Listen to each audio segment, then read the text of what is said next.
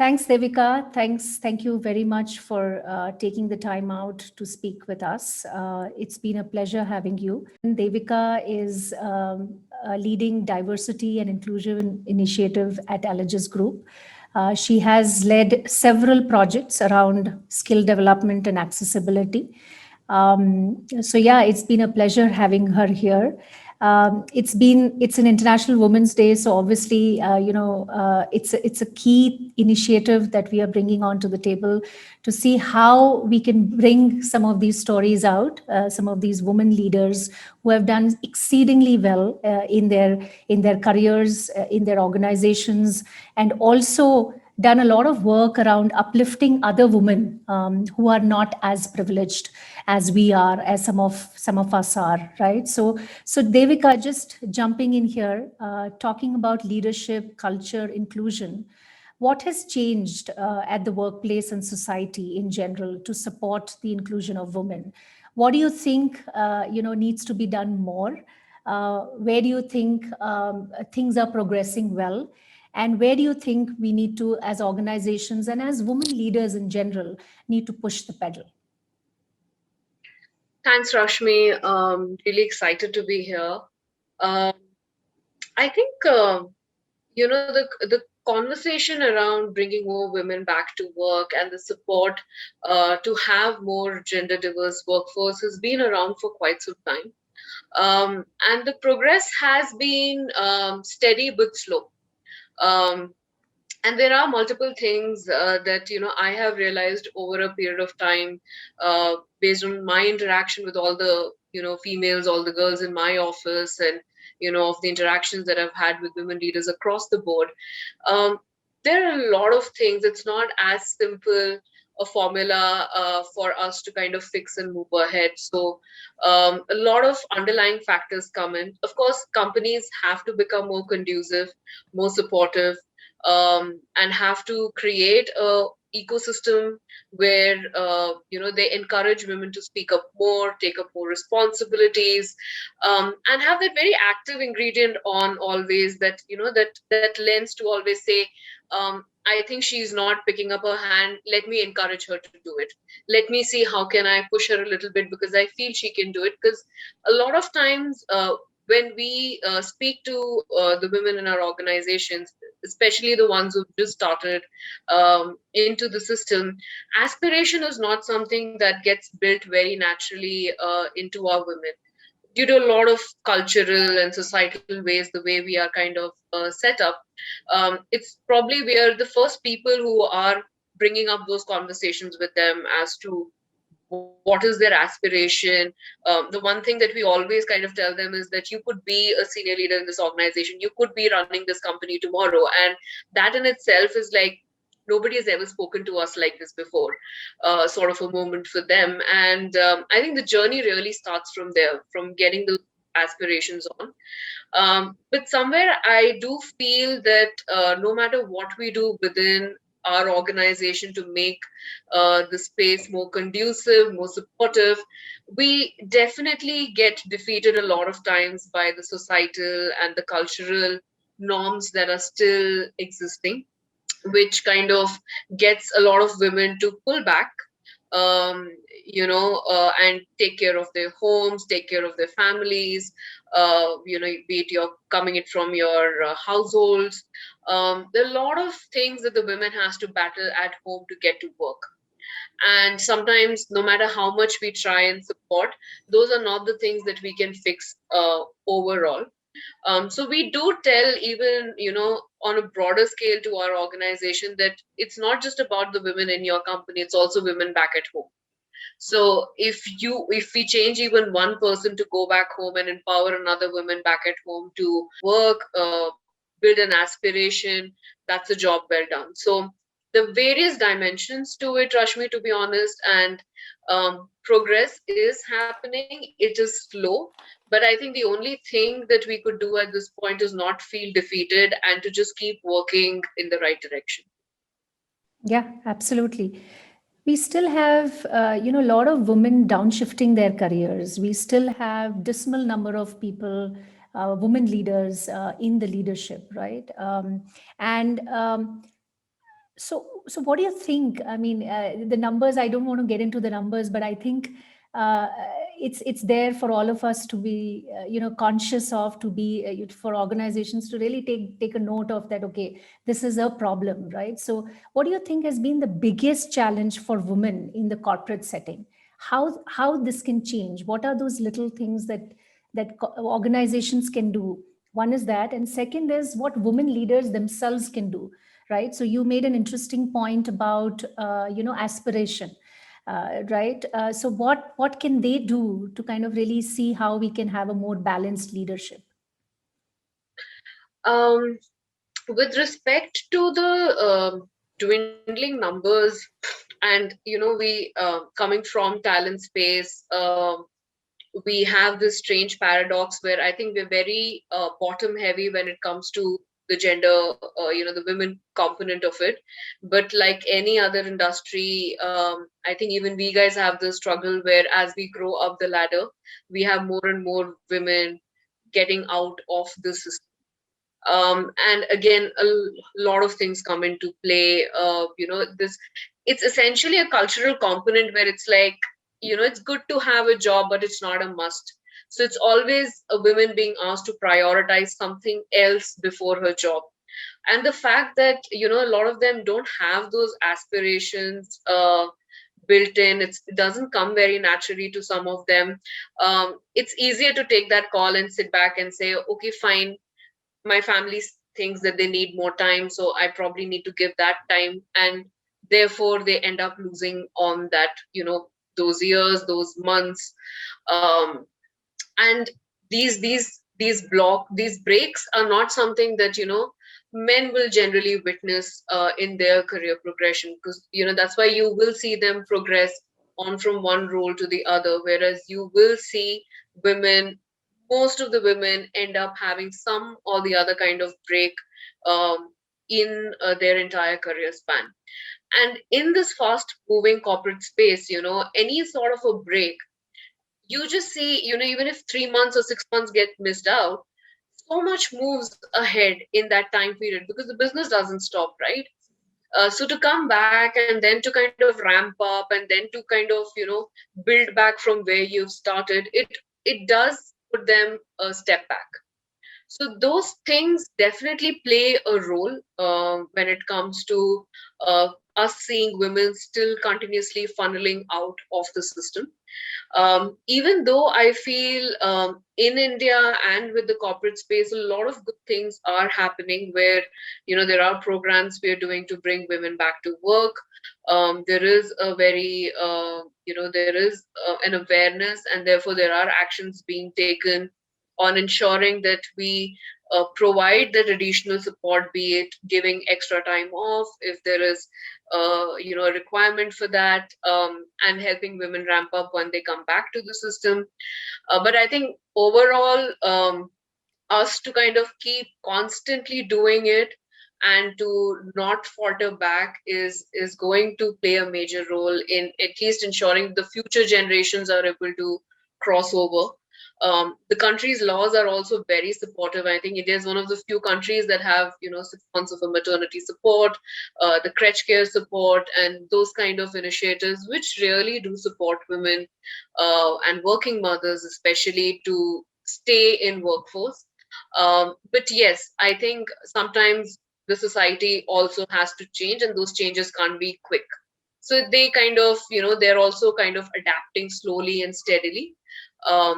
And our challenges, we are seeing progress. I think in the last 4 or 5 years that we have run our leadership development programs for women, from having only women in the mid managerial positions to now seeing them move to the senior leadership position, to now really breaking that final level of glass ceilings to head programs. We are optimistic of the change, and we are just waiting to see that happen very soon. But that, I think, said and done, for the second part of your question, right?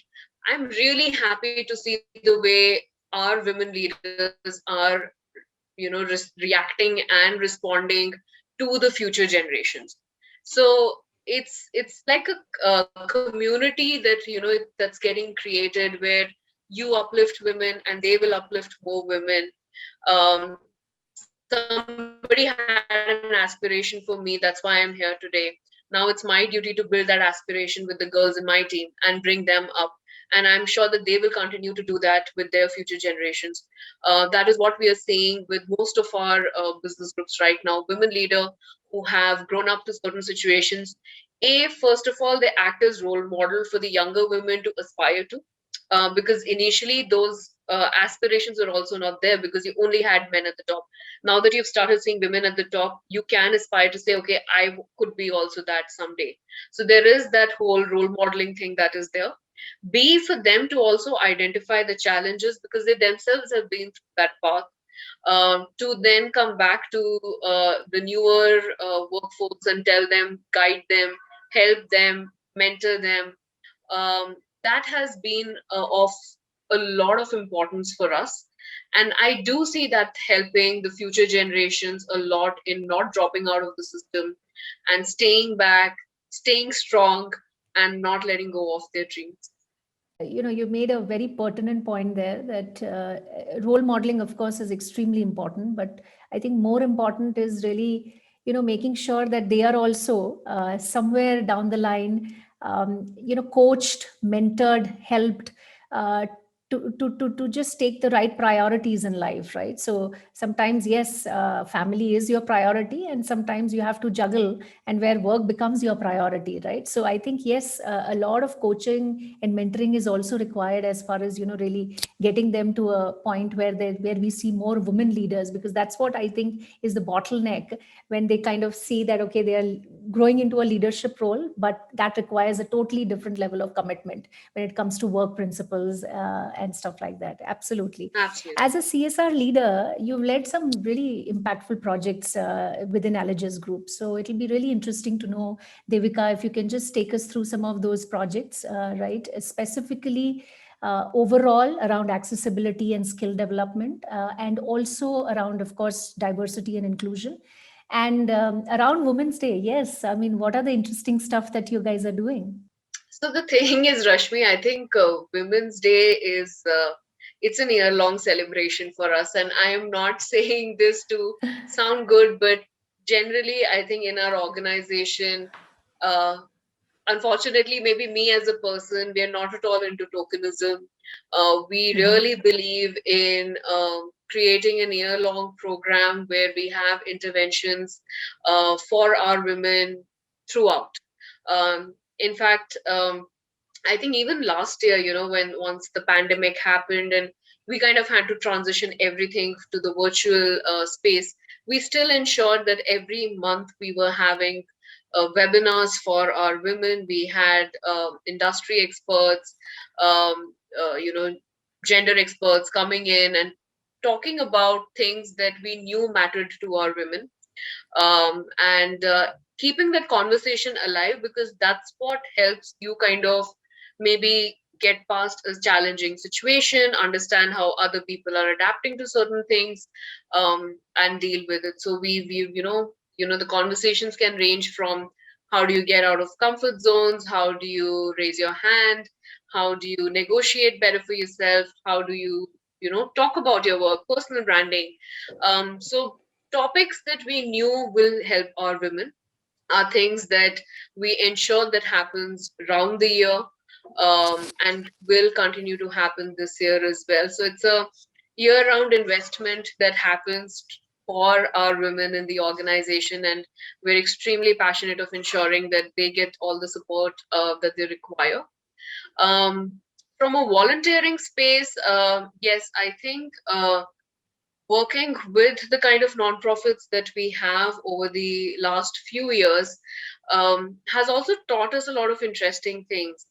Um, Especially when we work with the persons with disability community, which is one of the biggest causes that we are associated with, something that we feel very strongly about, and the dignified employment opportunities that we try and create for the persons with disability community.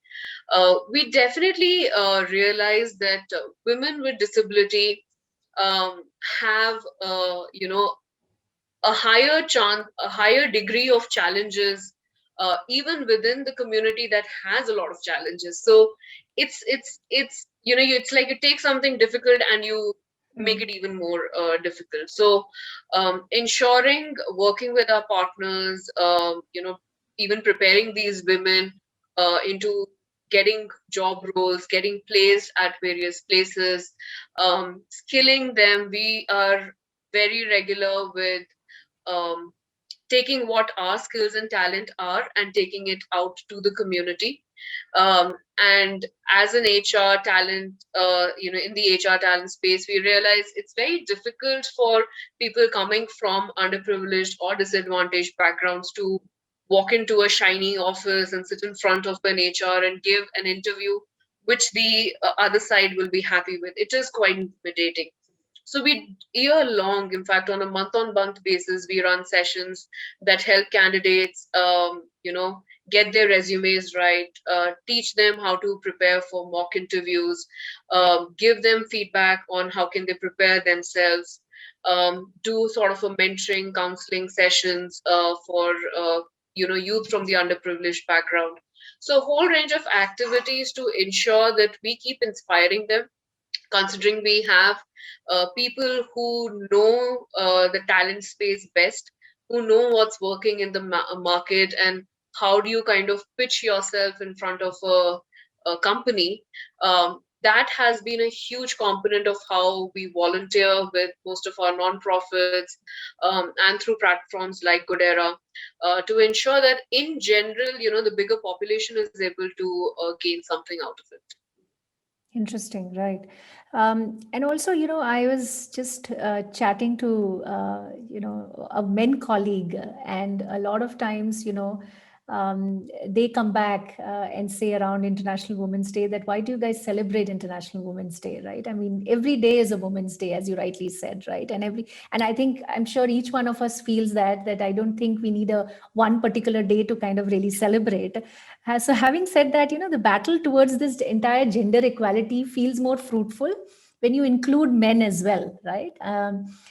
So what do you think, what do you think, if you could really give a shout out to few men, right, either in your career or in your personal life, what do you think their role is, how important their role is, and yeah, and what can they do more for really encouraging few of the other men to come to the forefront and really make a difference? Absolutely. I mean, it is a partnership indeed. And I think one thing I love about the opposite gender is that they're very vocal about um, days, celebrations, and there's always, if there's a women's day, there's a men's day, and they'll get their due, and they don't shy away from asking for it as well. Whereas women, I've started feeling we get very we hold ourselves back, even asking what we truly deserve. We kind of go, should we celebrate? Should we not celebrate? It's not a big deal. Let's not do it, sort of a thing.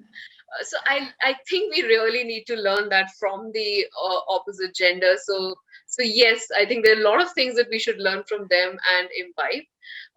But indeed, Rashmi, I think the partnership can never be one way.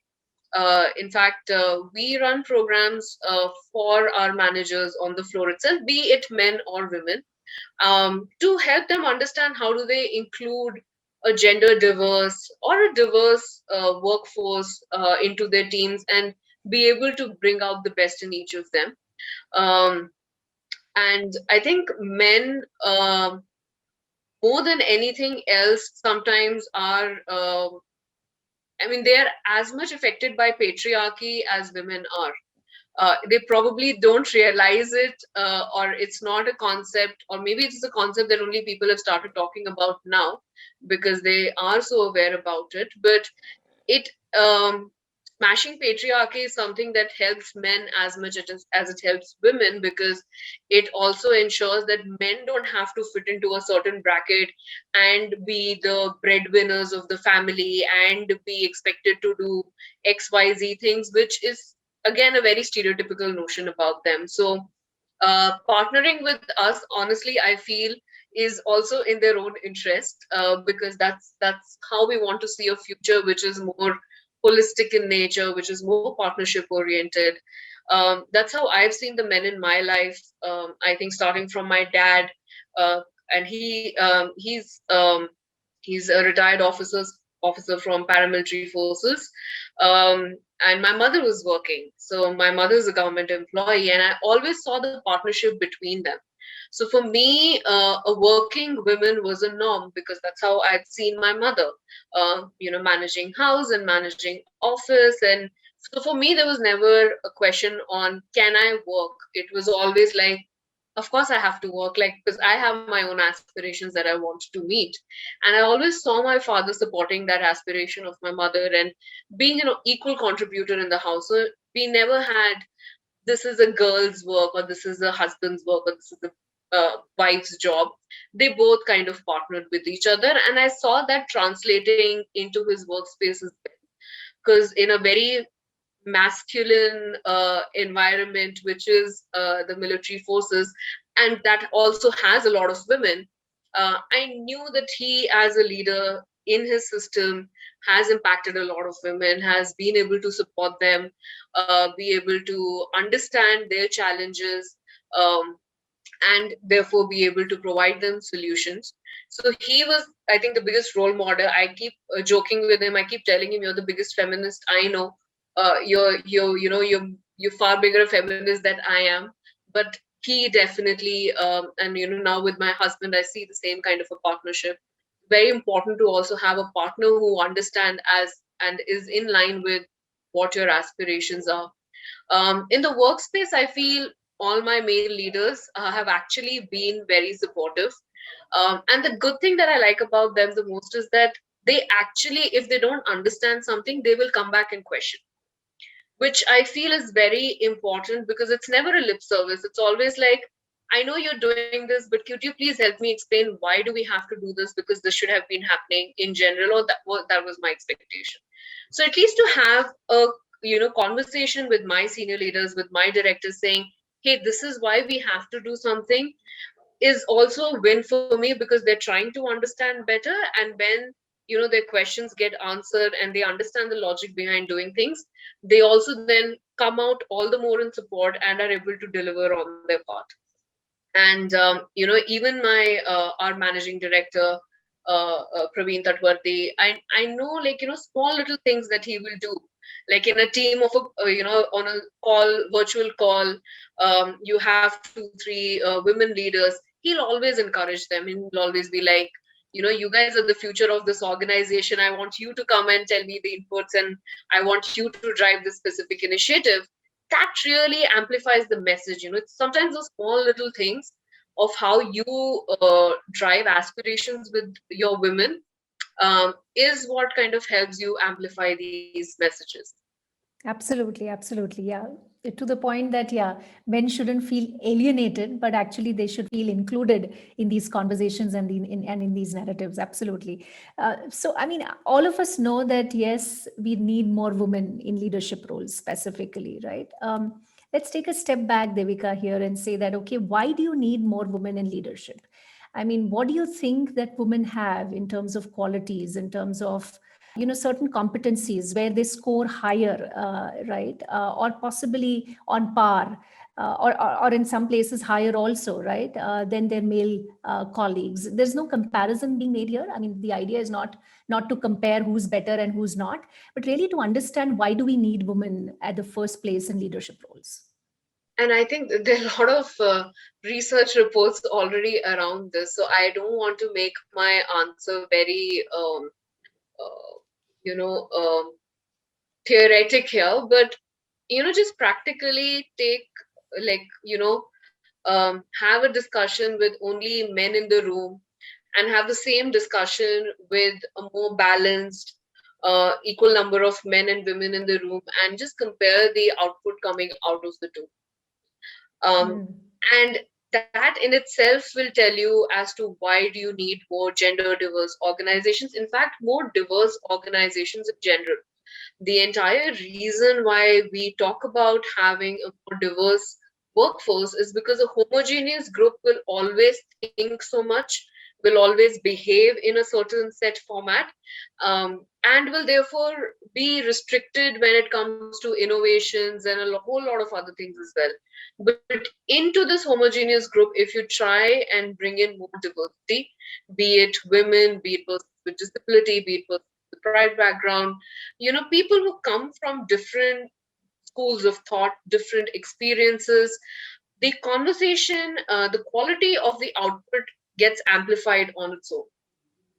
And I think that's the strength that each organization, each team has to look forward to, and as to why they need to, move away to and make their groups more diverse. Um, the diverse groups will also lead to more challenging conversations, but that challenging conversations is a good thing to have. It might not be a bad thing. So if everybody is saying yes to you in a room, then there is an issue, because probably nobody is being genuine about it. So you need that diversity to, I think, bring in that level of innovation, bring in that level of empathy, bring in that level of service. There are, of course, a lot of intrinsic values that a women gets to the table. For me, first and foremost, the things that I have noticed is that women are a lot more strong. They're a lot more loyal. They're a lot more steady partners that come into the system. But having said all that, I think characteristics and behaviors can really cross over. I also don't like typecasting men and saying men, male leaders are aggressive, because I am seeing a new brand of male leaders who don't want to be aggressive and who don't like to be associated with that word. So I think characteristics are becoming very fluid. People from both genders could be anything. The idea is that if you have a more diverse set of people working together, the output will be far better. So at Goodera, we are trying to enable a lot of corporates, and in their diversity and inclusion initiatives, right? So, how you have been working with Goodera for many years now. Where do you see virtual volunteering really going from here, right? Especially around post-COVID era. Where do you see virtual volunteering creating a real world impact, right? So, yeah, I would love to have your thoughts around that. So, Rashmi, honestly, 1 year back, if you would have asked me this question, I would have not been very positive about it, because this is only a product of the last year that we saw. Because before that, even for us, volunteering meant a lot more hands-on work and a lot more physical activities.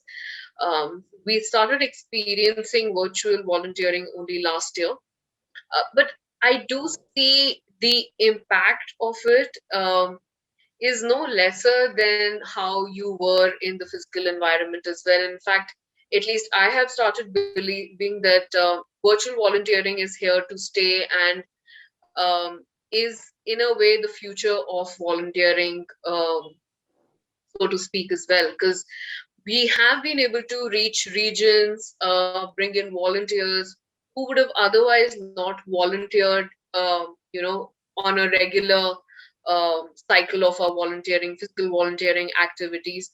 Our access to people and to beneficiaries both have increased drastically. So if you have a mobile or you have a laptop, you can make the connections and you can get the work done. So I'll give you an example. We very recently started working with doing these mentoring activities with a nonprofit that deals with youth, not just underprivileged youth, but these are youth that are school dropouts, that are they're kind of sold out, that school's not the way, and they've started doing other work. Um, for us to access them, I think otherwise, and they're not even based in our region, they're in some other region. So our access to them, or earlier, if this would have come, I would have said, no, I don't think that's feasible. But because now we're in the virtual space, we've at least opened our mind and we are ready to kind of take up such work. And the feedback that has come from those mentoring programs, which has not been easy because they are on their phones. The phone could also be a shared resource in the family. So my volunteer also has to make sure that they call up on the exact time. And even if, say, the call doesn't go in the first one or two times, they keep trying and still end up talking to the person. And the feedback that's come both from the beneficiaries and from our volunteers end has been quite good. They really felt that an impact was made at both ends. Um, and considering the fact that we are from the talent space, to be able to convince somebody to come back to school and finish their education is our biggest win. Like, we would love nothing but more and more talent to complete their education, come back, and for us to, give them that belief that there are companies that are looking out. It is possible to work. There are opportunities, and these are the kind of opportunities. That in itself is the huge win for us. That in itself is like a big happiness factor. So I think virtual volunteering has really opened up our eyes and minds and brain to what the possibilities could lie outside, what was a very restricted mold for us. Yeah, absolutely, absolutely. So this International Women's Day, if you were to give only one message to women out there who are not as privileged as some of us are, right? What would that be? I think belief, if you really believe in yourself, I think you can truly do anything. That's how I have seen remarkable stories in my life where people, just driven from belief, have been able to reach really high positions, have been able to really make a difference for themselves. Um, Everything else is just noise. If you really believe yourself, if you have a dream for yourself, that in itself, I know, is going to take you a long distance. So that's what's helped me. That's what has helped me kind of come this far. Um, and I think that is also one thing women struggle a lot with, because they tend to listen a lot to voices outside than to their own internal voice. So I think if we as women start listening more to our internal voice and start having that belief in ourselves and our own capabilities, we definitely have a long way to go. Absolutely. So if you were to pass on one skill, right, what would that be? Talking about yourself, because I usually see women shying Yeah. away from talking about their work.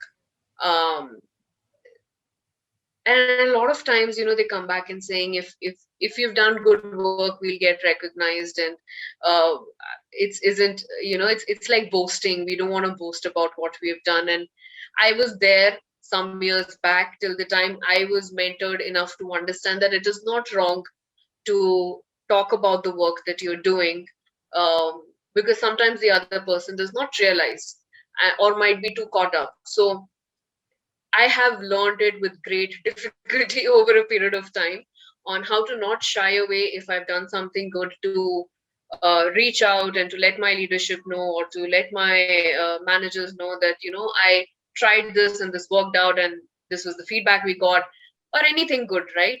Um, Even in family, I'm very quiet about my work, but that I think has slowly changed, and probably that will be something that I would be happy to share with the other people as well. Great. That's absolutely such a amazing and an important point that you made, Devika, because I think this is something that all of us need to learn, right? I mean, all of us are. It's there at the back of our minds, but we are just not vocal enough to kind of really talk about it, especially in a workspace, right, where there are leaders. Looking up to us, and we are just shying away from a lot of stuff that we are doing, but we just don't want to talk about it. We just say that the work should speak for itself. Absolutely, work should speak for itself, but sometimes you have to let that work speak, right? And for that you need to be the mouthpiece, right? So Yeah. so absolutely, absolutely, very, very, very good point made there. So we'll just jump into a rapid fire round, and it's been a very interesting. I'm just thoroughly enjoying this conversation. Tell me three stereotypes associated with women in leadership that you want to change.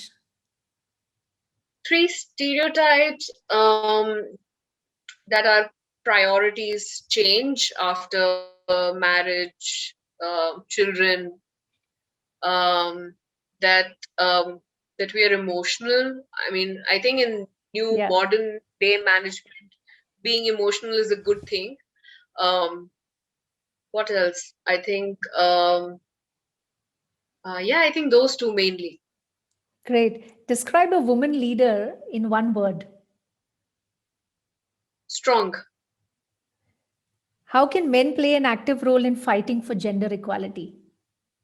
Smash patriarchy. Stop listening to what your established systems tell you to do. What is one skill that you would like to pass on to a fellow woman colleague who's not that as privileged? I think we spoke about this, but yeah, if there's one more skill that you would like to pass on, what would that be? Confidence. I think Hmm. if women had more confidence, they're good at their work. If they had more confidence to speak up about it, they have a long way to go for sure. Great. Thank you so much. Thank you, Devika. I think I absolutely enjoyed this conversation. Thanks a lot for being here. Same here, And Ashmi. It was an yeah, absolute privilege to be here with you guys. yes.